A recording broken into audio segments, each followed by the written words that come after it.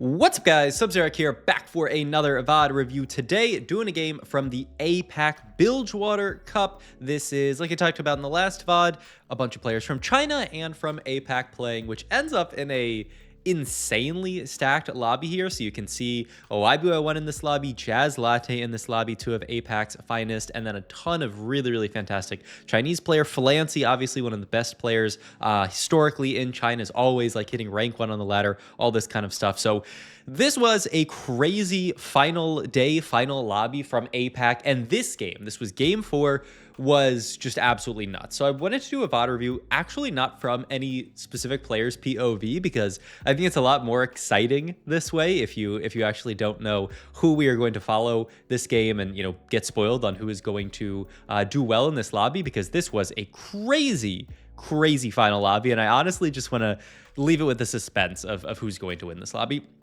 So we see Ishtal Expedition is here, immediately yoinked by Chushi here. I mean, it's just a very good augment, especially when you are looking to win. This is 3 loss. This is, I'll just wait for him to pick, and then they'll probably hover over it here. Yeah, this looks like, I'll translate this while we go through the rest of the VOD, because that is the only downside, is I do have to watch on an APAC broadcast here, which is going to make it a little bit harder to see those ones, but it's okay. Here from Jazz Latte, we see a Darken bow picked up here, which can play into a lot of different things. I feel like the one that you see a lot is like Belveth, but we'll see what he wants to play into here. Oh, it's in Comet, have an Ishtal champion do 100 damage. Interesting. Okay, so that's actually a really easy one to cash out. I like never see that one. Woven Magic here with an Archangels onto Oriana here. Really nice. Stars Are Born from YGQF here, a personal favorite of mine, but I don't know what we're gonna play there exactly yet. The Tuchuan here, who got RFC actually, which another kind of interesting one. You can throw it onto the Belveth, be happy about that. It's great on like Tryndamere, but then you have to somehow, you know, get to Tryndamere, which honestly after 2-2 it's probably starting to get too late to even unlock Trynd at that point. So yeah, we cashed out that first one and then just opted into, looks like that was a roll one. We are going to roll, pick up the Bard's so good on there. Ooh, Flancy's got the too much value here and does have the Aphelios with the Bard unlocked as well from the rolls here. So we're getting 4 per round plus the Bard rolls. This is a really good augment for doing the thing that people like to do this patch, which is hit the 3-star 4 cost, win the game with that, you know, 3-star 4 cost, just win condition, because like we talked about before, push in 9 is really tough. So why don't you just take a trillion rolls from your augments, go for your 3-star 4 cost and win the game. So we will see if that's something that ends up happening in this game. You can't, but just watch this game. Absolute binema, honestly. But yeah, interestingly, Flancy does have the Void in, so he can also play towards some of these like Void style outs. We do see, another check there. This looks like push XP, right? 4 out of 24. It's a lot of XP to have to push, though, honestly. So I guess I'm gonna screenshot that to make sure that is what that is. But I think that is what that is, which is honestly pretty rough to actually have to take as another cash out here. Yeah, it is the XP one.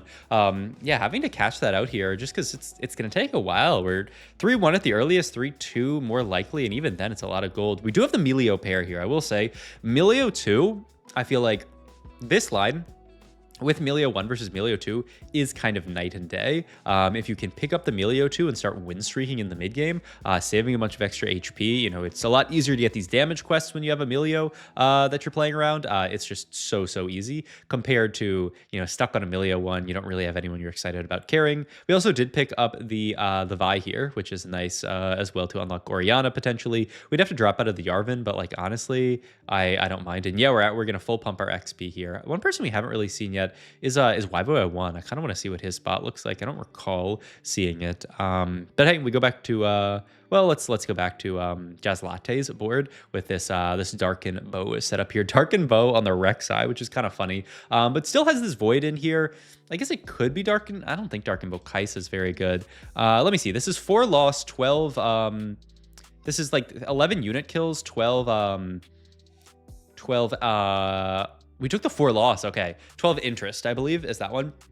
We have to take the 4 loss here for Chushi. It makes sense, right? We 5 streaked. I didn't even notice. Yeah, Chushi and Genbai here, 5 streaked. And the other kind of layer to put on top of this game is that this was game 4. We actually already had 2 people in check as early as game 4. Chushi and Jazz Latte were in check going into this game. So if either of them win, this is legit the final game of the tournament here. Priz Augment here as well. Soul Awakening, I know, is a fantastic Augment. I don't actually know who we're looking at here, but Soul Awakening tend to be good. I have seen more and more people start picking this min-max Augment here. Just move all your items around, have a very good time, especially if you have stuff like if you have stuff like TGs, it feels really nice to be able to like bounce around really strong TGs. We're watching Genbai's POV, and yeah, he does take Soul Awakening. Oh, I didn't even notice this this person in the lobby. I think this is the first time looking at them. Trials of Twilight for Genbai. Let's go back and look at that spot for a second. Titans Evans Shroud here, and yeah, the Soul Awakening. We're gonna have a very, very strong board later, and we are playing both the Ionia and the Demacia on that board. Oftentimes these days you see Trials of Twilight as a vertical Demacia line. You'll just play 7 Demacia with the 3-star Xinjiao and then eventually the Zahen onto the board. So we'll see if that is what Genbai wants to do this game. I've been seeing that a lot, and I feel like that Augment is just broken if you can get there. Oh my god. Speaking of broken, this is a really interesting spot from Jazz Latte. The RFC and the Darkened Bow. I feel like this just confirms that we do want to be playing towards the Belveth as our out here. And Flancy ends up actually getting Ishtal in on this board. Only has a 25 quest, so, or no, that doesn't show what the quest is. That just shows what your next interval is. So we don't know what quest he's on.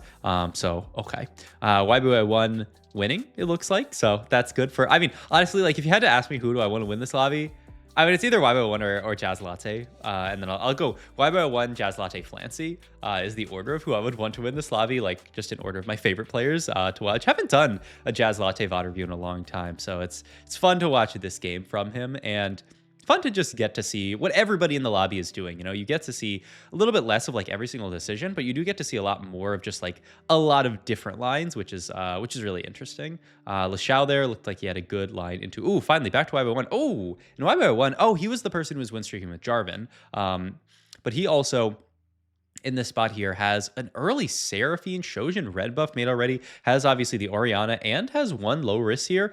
So we're really looking at a Sarah Lysandra game from YBY1 here. Very likely. Genbai, by the way, still win streaking in this spot here. 100 streak. He might full 10 streak, which is crazy, crazy, crazy.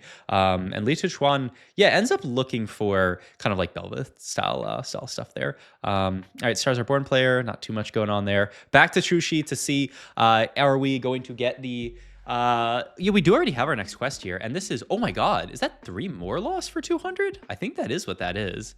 I mean, we're 67 HP here, which is not bad at all for that. Is that 3? If that's 3 loss, I mean, oh my god, that's a 5. Yeah, it is 3 loss for 200. So we're at 530 after that. The question becomes, what after that, right?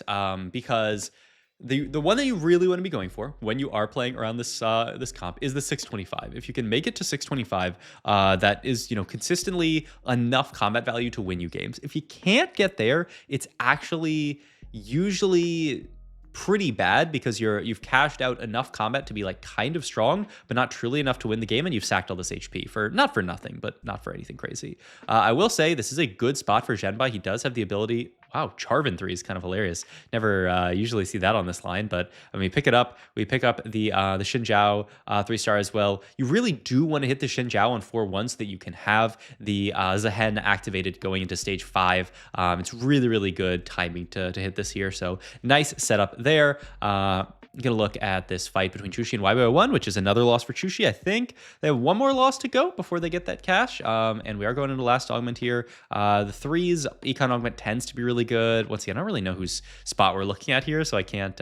It's Chushi here. Ooh, and Chushi, yeah, ends up opting to take the Jeweled Lotus here. Oh, and Flancy here. Oh my god, takes 15 rolls, 535. Oh my god. Wait, this is a crazy, crazy lobby, because that's not even Chushi, who's also going to be at a similar amount. But yeah, the Chushi is about to go to 535. Flancy already at 535, but really low, 16 HP. He could die. He could die very easily if he doesn't get a strong enough board here. I'm looking at Flancy, and it does look like he's going to lose the fight. Okay, he's not dead.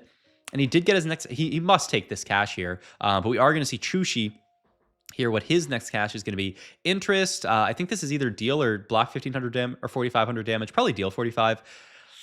Wow. These are, I mean, I guess you must take this and deal 4,500, right? And then that's going to put you at least above 550. You must, right? The other two are just untakeable. 15 interest seems pretty sketchy here. So yeah, we are going to level here, get the Barak in here. Whoa! Oh, maybe it's kill 15 units, actually.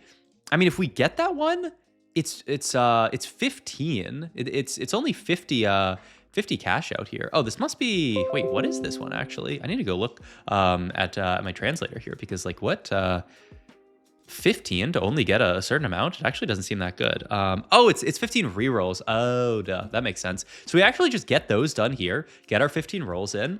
Oh my God, that's a lot of, that's Brock pair here. We are going to get cleared by Flancy. So hey, good that Flancy's alive here. But this is why I want to mod read this game, because it is just nuts here. And we have our invested rolls. So Chushi, not a bad spot. Probably going to have to cash 550 if he doesn't want to die here. And once again, so these two players, crazy Ishtal spots, but neither of them like this crazy like win the game Ishtal spot, right? Nobody's getting to that 625 that does say, just once again, like win the game for free here. We're gonna see probably a cash, or yeah, okay, must be a cash, I would say here. Get the Radiant TG plus Fonmon, which is actually really nice, especially with the double Brock here, because now we can just field 2 Brocks here, throw a Radiant TG on one. Flancy also cashed, I think, into the exact same one, because I'm pretty sure I saw Radiant TG there as well. So yeah, they both ended up getting the 550 Radiant TG Fawn cash, which is a great one. It is a very good one, and I mean, if you think about it, it is like better than a Prismatic Augment, honestly. So you do have a Prismatic Plus that you're cashing out, but we're really low, 17 HP, 12 HP. At this point, both of these players, what they really need to do is play defense and not allow anyone to hit 3-star 4 cost, because if they do, then we're not only looking at bot 4, but we're looking at, potentially going 8th. Chushi also making a cool call there. I don't know if you guys saw, but playing 5 Ishtal to try to heal up some HP so that we're not just 1 life, especially going into late game. Already at 19 HP. I think Flancy, is Flancy also playing 1, 2, 3, 4? Yeah, I think Flancy's also playing 5. So I believe they're both playing 5 Ishtal here. Yeah, up to 14, up to 19. So they're both playing 5 at this point. It's a really nice thing to do when you are playing Ishtal, to say, you know what? I've cashed. I'm really strong now. I can honestly just spot you these 2 unit slots, especially with something like a Fawn.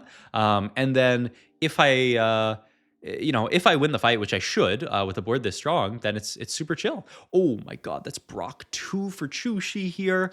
Holy.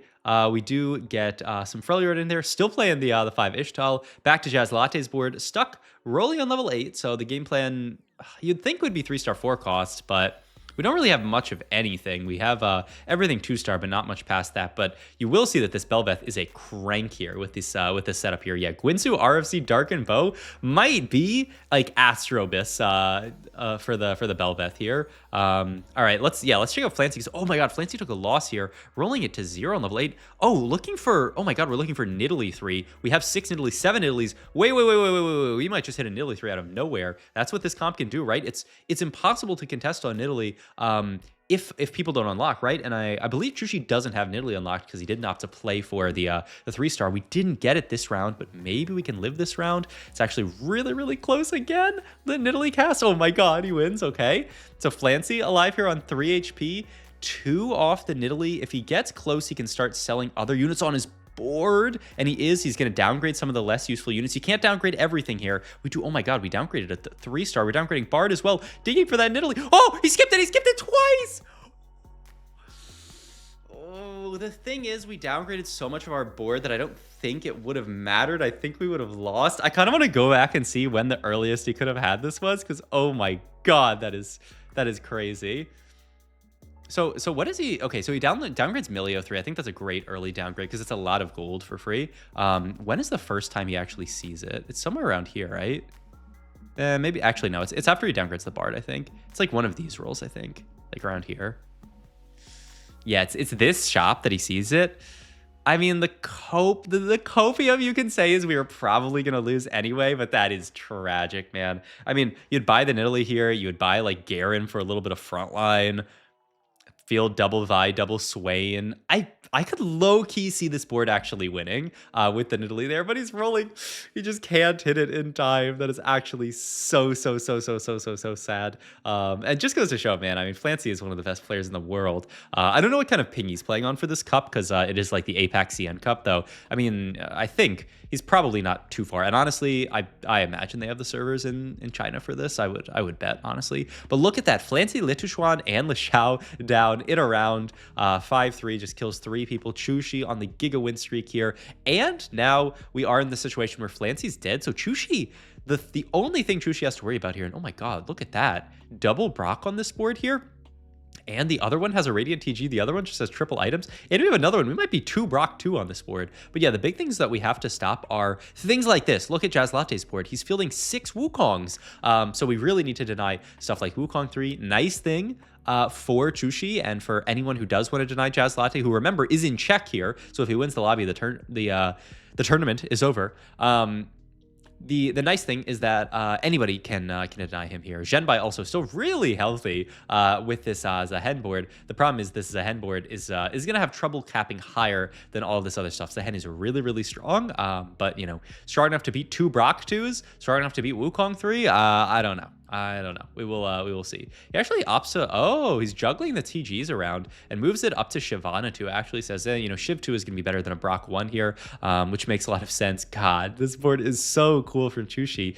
But we're not out of the woods yet. Remember, Jazz Latte is still looking for his 3-star. YBY 1 sadly goes down here, so rest in peace there. Zhenbai is still winning a lot of fights, which is, I mean, it's a fantastic board, right? 7 Demasias, got the Galio, got the Adams on Garen, got some really nice items onto the Zehen here. 0 healing onto the Zehen here. Only thing we got is just Zehen being a Darken unit. But I mean, it's enough, especially with the Exile shield. So I think it makes a lot of sense here. Just, I guess, taking... oh, we're going to move some of these items around. Oh, another play. You see this happen so often where at the last moment, you know, you go try to roll for some kind of 3-star because you know you're about to die. Obviously, they saw Chushi was in their pool here, so had to just send it to 0 here. This is actually bad for Jazz Latte, though, because that's a bunch of 4 costs back in. He needs to hit soon. And look at this. Wait, he's 1 off. He hit it. He actually hit Wukong 3. Oh my god. With 1 life as well. Down to 4 HP. He needed to hit it this round, and he did hit it this round. He actually, yeah, his board is only fielding 7 of 8 here, so he might have had to sell some stuff to get here.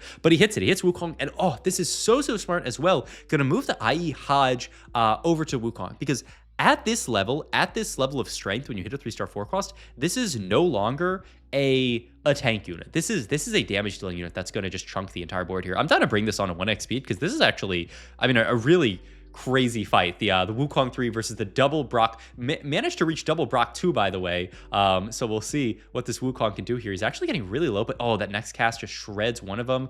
He's actually getting insanely low here, though. I think with the Lysandra cast plus this, yeah, they do actually kill. Oh my god, but the clone comes up and buys enough time for the Velvet here. No way. So Chushi goes down here. So now it is just Jazz Latte and Zhenbai here. Zhenbai, remember, really strong board with the 2-star Zehen and also just, you know, 2-star everything here. Digging actually for his own 3 stars, a bunch of Lux and Karens. Look at Jazz Latte's bench, though, denying everything here. And he just, I think the most important thing is that the Zehen does not start on the Wukong, because that's the kind of scary other piece of this, is that Zehen can theoretically sit on the Wukong forever and get that execute, where if he does enough slashes on the unit, he just executes and instantly kills them.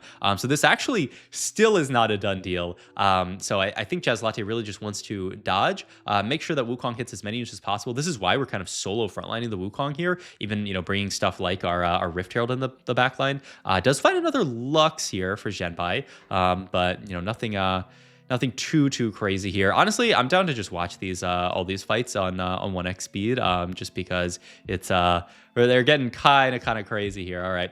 So let's see this one. We once again don't have the Zehen on our Wukong here. Wukong going to get pretty good AoE, but not actually going to be able to AoE the Garen, which is really annoying here. So Wukong will now go over to the Garen, but has to waste another cast there. And the Zehen gets a cast off, goes on the backline, just kills everything there. The Wukong's still alive, but he's got to wait a while for the cast, and the Zehen's doing a lot of damage. Does kill him, but the Zehen revives here with the passive, and that's the game. My god, 3-star Wukong beaten by Zehen Oh my god. I mean, do we have the post-match screenshot here? We have this really nice one. I think I can pull it up. Give me a sec. Yeah, shout out to Clement Chu for posting this. This is such a crazy, legit every single player at one point. Like Flancy could have won the game if he had found this Nidalee 3. YG QF probably not, because this was a little bit too far off. But you know, maybe Chushi, obviously insane spot. Jazz Latte looked like he was going to win the. And the crazy thing is these two players were in check, so Zhenbai sent them to another game by hitting the Sehen and winning. And you know, just for your own curiosity, I believe I do have the finals was won by Lituchuan at the end here. So nice turning win there, kind of a comeback. You know, started the day off with a first, then ended the day off with a first to win. That's actually kind of a cool little one there. So hope you guys enjoyed this video. This game was absolutely crazy and really fun to watch, and a nice little change of pace to watch like a full lobby. So hope you guys enjoyed. As always, if you did, please like, comment, and subscribe. Check out my Twitch, my Modify, all my links down below, and I'll see you guys in the next video. Thanks for watching as always. Did I already say that? I think I did. Bye.